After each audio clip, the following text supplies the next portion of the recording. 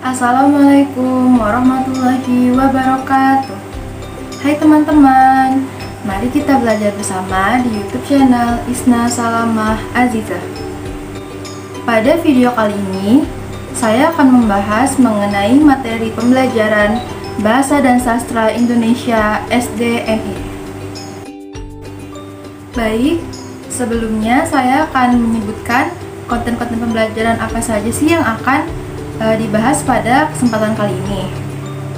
Yang pertama itu ada deskripsi benda, yang kedua ada identifikasi diri, yang ketiga ada kalimat sapaan, yang keempat ada dialog, prolog, dan epilog, yang kelima ada jenis-jenis membaca dan membaca teks, yang keenam ada tata cara membaca puisi dan membaca teks. Lalu yang ketujuh ada menulis tegak bersambung, yang kedelapan ada ringkasan, yang kesembilan ada parafrasa, yang kesepuluh ada surat resmi dan surat pribadi, yang kesebelas ada formulir dan kwitansi, dan yang terakhir ke-12 ada pidato. Baik, langsung saja masuk pada konten pembelajaran yang pertama, yaitu mengenai deskripsi benda. Baik teman-teman, pada materi deskripsi benda ini, itu yang akan dibahas mengenai kata benda. Nah, sebelum itu tentunya kita harus mengetahui terlebih dahulu nih apa pengertian dari kata dan juga pengertian dari kata benda. Nah, untuk kata itu merupakan satuan terkecil yang berdiri sendiri dan dapat membentuk sebuah kalimat yang memiliki suatu makna. Nah, kalau kata benda itu merupakan sebuah kata atau suatu kata yang menyatakan sebuah benda ataupun juga bisa menyatakan sesuatu yang dapat dibendakan. Kata benda tentunya memiliki karakteristik ya teman-teman. Nah, apa saja sih karakteristiknya? Baik, karakteristik yang pertama yaitu kata benda tidak dapat diingkarkan dengan kata tidak. Lalu selanjutnya, kata benda itu dapat menduduki fungsi subjek, objek, dan pelengkap.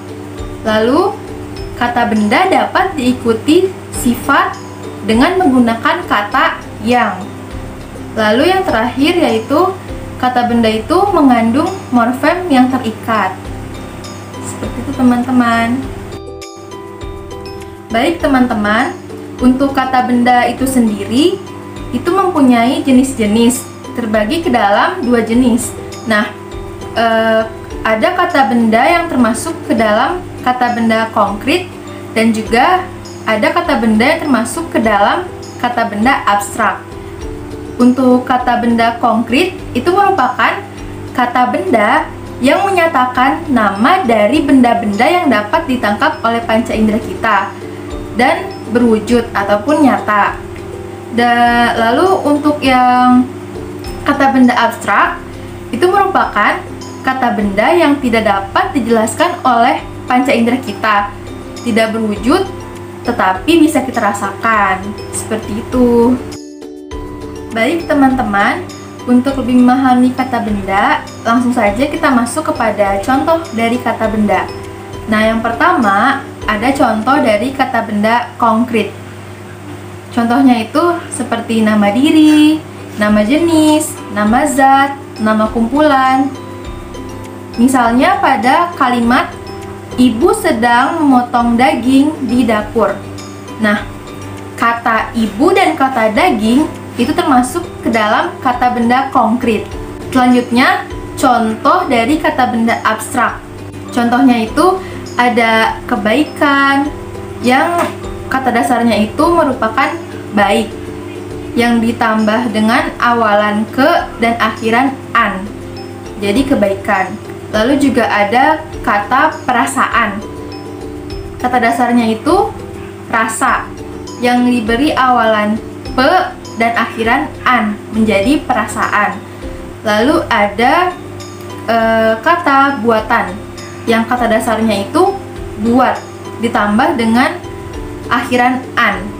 Nah, contohnya pada kalimat kita selalu diajarkan untuk menebarkan kebaikan kepada orang lain.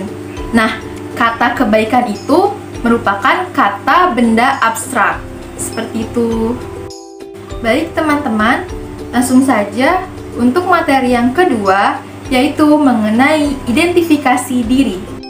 Baik teman-teman, pada materi identifikasi diri ini membahas mengenai identitas diri. Nah, apa sih pengertian dari identitas diri itu? Baik, identitas diri merupakan sebuah proses mengenal dan menghayati diri sebagai pribadi sendiri yang mana tidak tenggelam dalam peran yang dimainkan. Nah, identitas diri ini memiliki karakteristik teman-teman. Karakteristiknya itu yang pertama, huruf pertama unsur-unsur nama orang menggunakan huruf kapital. Contohnya pada nama Isna Salamah Azizah, di mana huruf I pada kata Isna yang merupakan huruf awalannya itu menggunakan huruf kapital. Begitupun dengan huruf S pada kata Salamah dan juga huruf A pada kata Azizah. Contoh yang lainnya yaitu ada pada nama Abdul Aziz. Nah, huruf A pada awal kata Abdul itu menggunakan huruf kapital, dan juga huruf A pada awal kata Aziz itu menggunakan huruf kapital juga. Nah, karakteristik yang kedua yaitu singkatan nama orang diikuti dengan tanda titik di belakang tiap-tiap singkatan itu. Contohnya itu A.H. Nasution yang merupakan singkatan dari nama Abdul Haris Nasution. Baik, pada identifikasi diri itu biasa ditemukan seperti gelar kekerabatan, status sosial, serta pangkat akademik. Nah, untuk gelar kekerabatan ini contohnya seperti ibu, bapak, kakak, adik, kakek, nenek, paman, bibi, dan lain sebagainya. Lalu pada status sosial, contohnya itu ada teman sejawat, yang mana teman sejawat ini dalam hal satu jabatan atau pendidikan, kekayaannya, keturunan, serta agama. Lalu pada pangkat akademik ini biasa dikenal dengan gelar-gelarnya, seperti ada doktor, profesor, sarjana ekonomi, sarjana pendidikan, dan sebagainya. Baik, selanjutnya masuk pada materi yang ketiga, yaitu mengenai kalimat sapaan. Tentunya kalimat sapaan ini memiliki ciri-ciri ya teman-teman. Apa saja sih ciri-cirinya? Yang pertama, kalimat sapaan berbentuk satuan lingual ataupun morfem. Lalu, kalimat sapaan itu digunakan jika dua orang hendak memulai pembicaraan. Lalu, kalimat sapaan digunakan jika hendak menarik perhatian lawan bicara kita. Lalu, kalimat sapaan itu disesuaikan dengan usia, gender, dan pangkat seseorang. Lalu, kalimat sapaan dalam penggunaannya juga memperhatikan kondisi ataupun situasi tertentu. Dan kalimat sapaan berkaitan dengan nama sebutan atau nama panggilan yang berdasarkan pada usia, gender, dan kekerabatan. Baik teman-teman, kalimat sapaan itu sendiri terbagi ke dalam beberapa kelompok nih ataupun golongan. Nah, kalimat sapaan itu ada yang ditujukan kepada teman sebaya kita. Lalu ada juga yang ditujukan untuk orang yang lebih tua, dan ada yang ditujukan untuk orang yang lebih muda. Untuk kalimat sapaan kepada teman sebaya, biasanya itu menggunakan kalimat sapaan informal. Selain itu, kita juga biasa memanggil namanya. Dan sapaan ini tuh bebas asalkan tidak menyakiti hati orang lain itu. Lalu, untuk kalimat sapaan kepada orang yang lebih tua, itu kita harus menunjukkan rasa hormat. Dan kalimat sapaannya itu bersifat formal. Lalu yang terakhir itu untuk kalimat sapaan kepada orang yang lebih muda. Itu biasanya kita tuh harus menunjukkan tenggang rasa kita kepada orang yang lebih muda itu sendiri. Seperti itu. Selanjutnya materi yang keempat, yaitu mengenai dialog, prolog, dan epilog. Baik, untuk mengenal lebih jauh mengenai dialog, prolog, dan epilog, tentunya kita harus mengetahui dulu nih, apa itu dialog, apa itu prolog, dan apa itu epilog. Baik, untuk dialog itu merupakan proses komunikasi berbentuk percakapan untuk mencapai suatu tujuan. Lalu, prolog merupakan pengantar untuk memperkenalkan suatu karya sastra. Lalu, untuk epilog sendiri, epilog itu merupakan penutup suatu karya sastra, baik berupa kesimpulan maupun amanat. Baik, selanjutnya itu ada contoh dari dialog. Contohnya seperti ini. Teman-teman, kalian tahu nggak sih hari ini kita bakalan diajarin renang gaya apa? Tanya Gelsi pada teman-temannya. Aku kurang tahu sih Gelsi, jawab Zulfa. Kalau nggak salah, hari ini tuh kita belajar renangnya gaya dada nggak sih? Syamil menjawab dengan ragu-ragu. Mau renang gaya apapun itu, yang terpenting aku senang sekali kita bisa renang bersama-sama lagi, ucap Albi dengan riang. Selanjutnya ada contoh dari prolog. Contohnya yaitu hari Sabtu, tepatnya pada pukul 10 waktu Indonesia bagian Barat, sinar matahari sudah cukup menyengat. Namun, hal itu tidak menyurutkan semangat 4 sahabat untuk pergi ke tempat renang yang dilakukan di sebuah kolam renang yang terbuka untuk umum. Mereka adalah Gelsi, Zulfa, Syamil, dan Albi. Mereka berbincang-bincang saat dalam perjalanan menuju kolam renang. Baik, yang selanjutnya itu ada contoh dari epilog. Contohnya yaitu setelah dibantu oleh Gelsi dan Syamil untuk mengetahui informasi mengenai uang itu dari cerita Bian dan Erlin, dapat disimpulkan bahwa uang tersebut milik Erlin. Akhirnya, Bian meminta maaf pada Erlin dan Erlin pun memaafkannya. Untuk materi yang kelima, yaitu membahas mengenai jenis-jenis membaca dan membaca petunjuk. Baik, sebelumnya kita harus mengetahui dulu nih, apa itu pengertian dari membaca. Nah, membaca itu merupakan aktivitas yang bertujuan untuk memahami isi, gagasan, ataupun ide suatu bacaan yang dapat menghasilkan ilmu pengetahuan, informasi, ataupun pesan yang bermakna bagi para pembacanya. Nah, teman-teman, untuk dapat menjadi pembaca yang baik, tentunya terdapat syarat-syarat yang harus kita penuhi nih. Apa saja sih syarat-syaratnya? Yang pertama, yaitu seorang pembaca harus mengetahui mengapa dia membaca.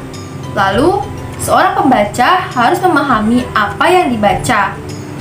Lalu, seorang pembaca harus menguasai kecepatan membaca.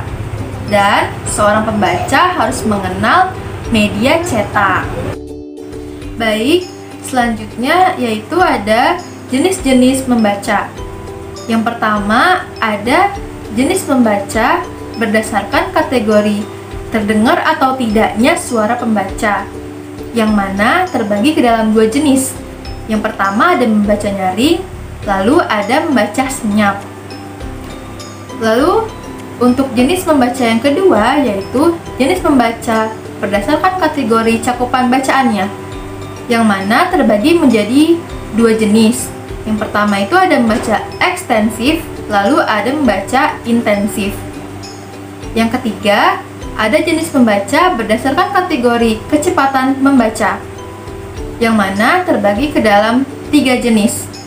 Yang pertama itu ada membaca memindai, yang kedua ada membaca scanning, dan juga ada membaca skimming. Baik, selanjutnya mengenai membaca petunjuk. Nah, apa sih pengertian dari membaca petunjuk itu? Baik, membaca petunjuk merupakan kegiatan membaca terkait informasi mengenai sesuatu yang berupa arahan tentang bagaimana sesuatu itu harus dilakukan dengan baik. Selanjutnya, membaca petunjuk ini terdapat dalam 3 jenis. Jenis yang pertama yaitu membaca petunjuk untuk melakukan sesuatu. Jenis yang kedua, membaca petunjuk untuk menggunakan sesuatu. Lalu yang ketiga, membaca petunjuk untuk membuat sesuatu. Nah, dalam membaca petunjuk itu terdapat syarat-syarat penggunaan bahasa yang harus kita penuhi. Yang pertama itu, membaca petunjuk menggunakan bahasa perintah yang sopan dan halus. Lalu, membaca petunjuk menggunakan kalimat yang mudah dipahami. Lalu, membaca petunjuk menggunakan kalimat yang tidak bermakna kias. Lalu, membaca petunjuk menggunakan kalimat yang singkat, padat, dan jelas. Dan, membaca petunjuk menggunakan kalimat yang tidak bermakna ganda. Untuk materi yang keenam, membahas mengenai tata cara membaca puisi dan membaca teks. Baik, sebelumnya kita harus tahu dulu nih, apa itu definisi dari puisi. Nah, puisi merupakan suatu karya sastra yang disusun untuk mengekspresikan ide, gagasan, perasaan, dan emosi penyair dengan menggunakan kata-kata yang indah, melebihi bahasa yang digunakan sehari-hari. Puisi tentunya memiliki karakteristik, yang mana karakteristik yang pertama yaitu terdapat pembendaharaan kata penyair yang sangat penting untuk kekuatan ekspresi, juga menunjukkan ciri khas dari penyair itu sendiri. Lalu yang kedua, urutan kata dalam puisi bersifat baku. Artinya, urutan itu tidak dapat dipindah-pindahkan, meskipun maknanya tidak berubah oleh perpindahan tempat itu. Lalu yang ketiga, dalam memilih kata-kata, penyair mempertimbangkan daya sugesti dari kata-kata itu. Lalu yang keempat, terdapat gaya bahasa yang dapat membuat bahasa puisi menjadi lebih puitis. Dan yang kelima, terdapat tema puisi yang mengacu pada penyairnya dengan konsep-konsepnya yang terimajinasikan. Baik, untuk tata cara membaca puisi itu, yang pertama yaitu ekspresi ataupun mimik harus disesuaikan dengan topik puisi. Lalu yang kedua, kinestik ataupun gerakan anggota tubuh harus disesuaikan dengan isi puisi. Lalu yang ketiga, harus memiliki artikulasi yang baik. Yang keempat, intonasi yang sesuai. Serta yang kelima, kita itu harus percaya diri dalam membaca puisi. Selanjutnya, mengenai prosa.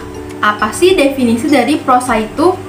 Nah, prosa merupakan karangan bebas yang tidak terikat oleh banyaknya baris, banyaknya suku kata dalam setiap baris, serta tak terikat oleh irama dan rimanya seperti pada puisi. Prosa memiliki karakteristik, yang mana prosa itu sendiri terbagi ke dalam 2 jenis. Ada prosa lama dan juga ada prosa baru. Untuk prosa lama, karakteristiknya itu prosa bersifat statis, biasa menggunakan kata ataupun kalimat yang bersifat istana sentris, lalu biasanya pembaca dibawa ke alam khayal ataupun fantasi. Prosa lama ini juga dipengaruhi oleh budaya Hindu dan Arab. Lalu biasanya cerita prosa lama ini bersifat anonim. Untuk prosa baru, karakteristiknya itu prosa bersifat dinamis. Lalu biasa menggunakan kata ataupun kalimat yang bersifat masyarakat sentris. Lalu cerita dalam prosa ini bersifat kenyataan dan fakta.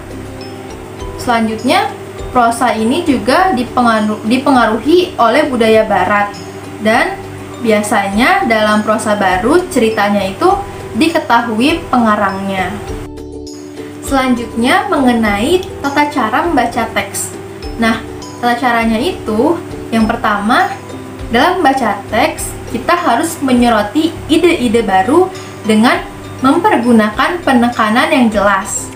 Yang kedua, menghubungkan ide-ide yang bertautan dengan menjaga suara agar tinggi sampai akhir dan tujuan tercapai. Lalu yang ketiga, menjelaskan perubahan dari satu ide ke ide lainnya. Yang keempat, menerangkan kesatuan-kesatuan kata yang tepat dan juga baik. Lalu yang kelima itu, menjelaskan klimaks-klimaks dengan gaya dan daya ekspresi yang baik dan tepat. Baik, untuk materi yang ketujuh, mengenai menulis tegak bersambung.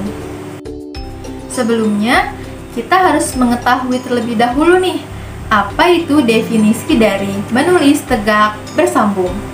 Nah, menulis tegak bersambung merupakan kegiatan menulis huruf demi huruf yang dirangkai menjadi satu kalimat yang memiliki arti, dengan ditulis tegak lurus dan tidak miring. Lalu terdapat langkah-langkah untuk menulis tegak bersambung. Yang pertama yaitu kita harus mengenalkan bentuk-bentuk baris, lalu mengenalkan berbagai huruf sambung. Lalu yang ketiga, mengulangi penulisan secara terus-menerus. Yang keempat, menulis huruf besar yang dimulai dari tepi bawah baris ketiga. Dan yang kelima, menulis kata dan dilanjutkan dengan menulis kalimat-kalimat sederhana. Teman-teman, biasanya dalam kegiatan menulis tegak bersambung itu, kita menggunakan buku tipis tebal kan? Nah, buku tipis tebal itu merupakan buku yang digunakan sebagai perantara yang memiliki garis-garis kecil dan halus yang terdiri dari 3 garis yang berfungsi untuk menulis permulaan tegak bersambung agar memiliki besar huruf yang sama. Perbandingan huruf besar dengan huruf kecil menjadi benar, sehingga terlihat rapi, indah, dan juga jelas. Selanjutnya, materi yang ke-8, yaitu mengenai ringkasan. Baik teman-teman, sebelum membahas lebih lanjut mengenai ringkasan, tentunya kita harus mengetahui terlebih dahulu nih apa itu yang dimaksud dengan ringkasan. Nah, ringkasan merupakan penyajian ulang karya secara singkat yang penulisannya berasal dari sebuah bab buku ataupun jurnal artikel. Baik, ringkasan itu sendiri memiliki fungsi-fungsinya teman-teman. Apa saja sih fungsi-fungsinya? Fungsi yang pertama yaitu memudahkan dalam membaca gagasan utama karya tulis. Lalu fungsi yang kedua yaitu memudahkan dalam memahami gagasan utama karya tulis. Lalu fungsi yang ketiga, memudahkan dalam mengingat gagasan utama karya tulis. Lalu fungsi yang keempat, cepat dalam mengingat kembali gagasan utama karya tulis. Dan yang kelima yaitu melatih kreativitas membuat ringkasan. Untuk materi yang ke-9 yaitu membahas mengenai parafrasa. Sebelum membahas lebih lanjut mengenai parafrasa, tentunya kita harus mengetahui terlebih dahulu nih apa itu pengertian ataupun definisi dari parafrasa itu sendiri. Baik, parafrasa merupakan kegiatan mengungkapkan kembali gagasan yang disampaikan pengarang dengan menggunakan kata-kata maupun kalimat yang berbeda. Adapun langkah-langkah dalam membuat parafrasa yaitu yang pertama, membaca teks asli dan memahaminya. Lalu, langkah kedua, mencatat kalimat inti dan kata kuncinya. Lalu, langkah yang ketiga, mengembangkan kalimat inti dan kata kunci itu. Lalu, yang keempat yaitu menuliskan kembali inti pemikiran penulis dengan kalimat kita sendiri nih. Dan yang kelima yaitu menuliskan sumber referensi. Seperti itu. Untuk materi yang selanjutnya yaitu materi ke-10 yang membahas mengenai surat resmi dan surat pribadi. Baik, pembahasan yang pertama yaitu mengenai pengertian dari surat resmi dan juga pengertian dari surat pribadi. Surat resmi merupakan surat yang dibuat oleh suatu organisasi atau instansi, baik organisasi atau instansi swasta maupun pemerintah. Lalu, surat pribadi merupakan surat yang berisi masalah pribadi yang dikirim oleh seseorang kepada anggota keluarga, teman sejawat, atau orang yang telah dikenal baik secara pribadi. Baik, pembahasan selanjutnya mengenai karakteristik dari surat resmi dan juga karakteristik dari surat pribadi. Nah, untuk surat resmi itu sendiri, karakteristiknya yaitu menggunakan nomor surat, lampiran, dan perihal. Lalu, menggunakan kop surat dari instansi atau lembaga yang bersangkutan. Lalu, menggunakan bahasa baku atau ragam resmi.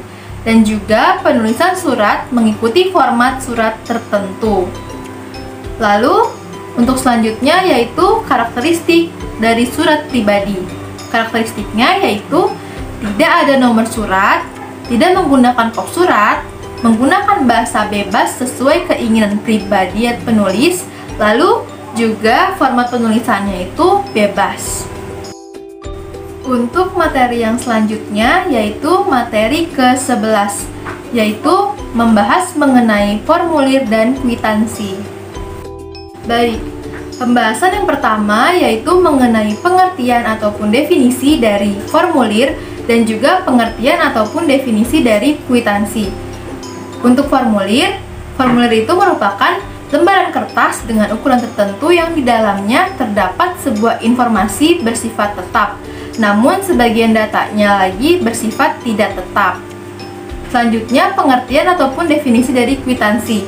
Kwitansi merupakan alat bukti penerimaan sejumlah uang dalam bertransaksi sebagai bukti penyerahan sejumlah uang.